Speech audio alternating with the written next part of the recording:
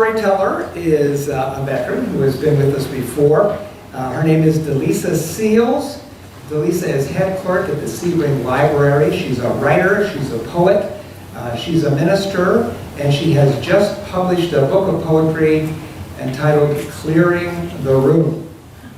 Delisa is going to tell her story, Welcome to My Neighborhood. Please welcome Delisa.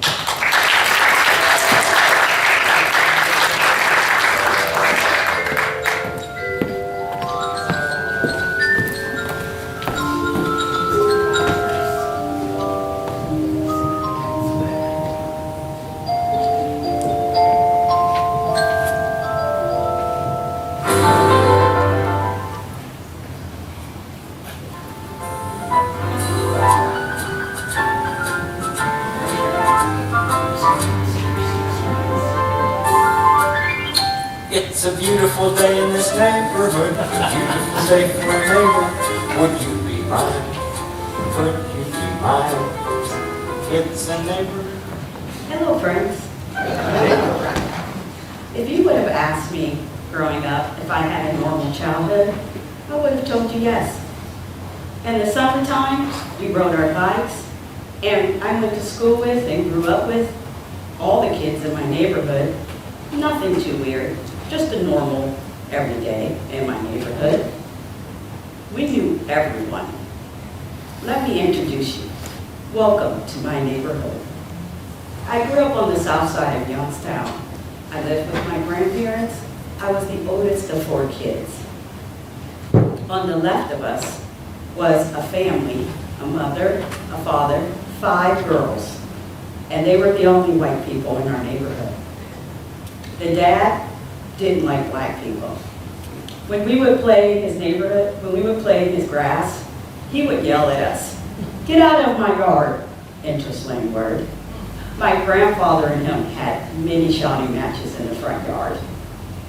On Saturdays, my grandparents would sit on the porch, and across the street, you could see an empty lot, and you could see the street over, and you would see the mail lady sitting at the drug house. There was the mail truck.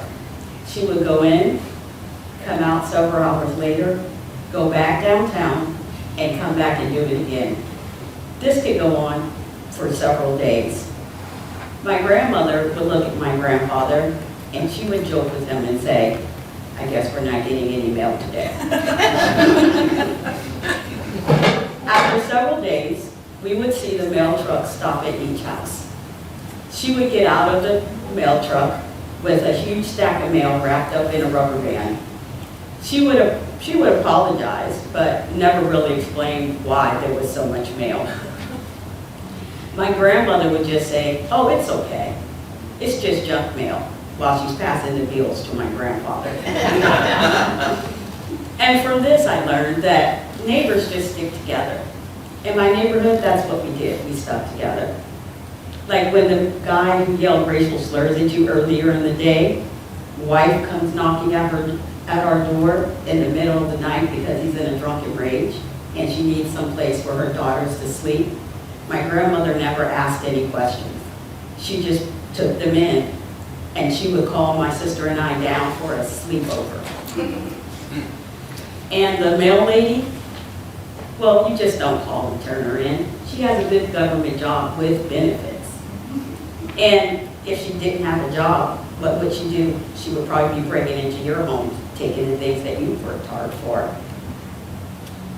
But 6 years ago, my son and I, we moved to rural town of Sebring.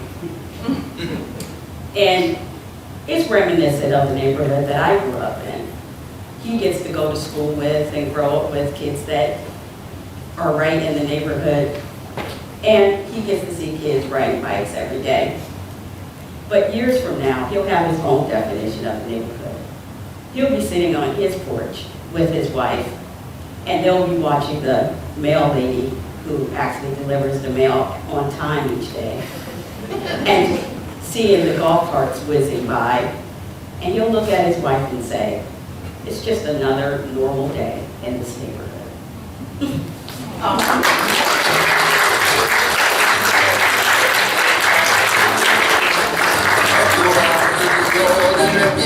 la gente de tu barrio. The people that you meet each day.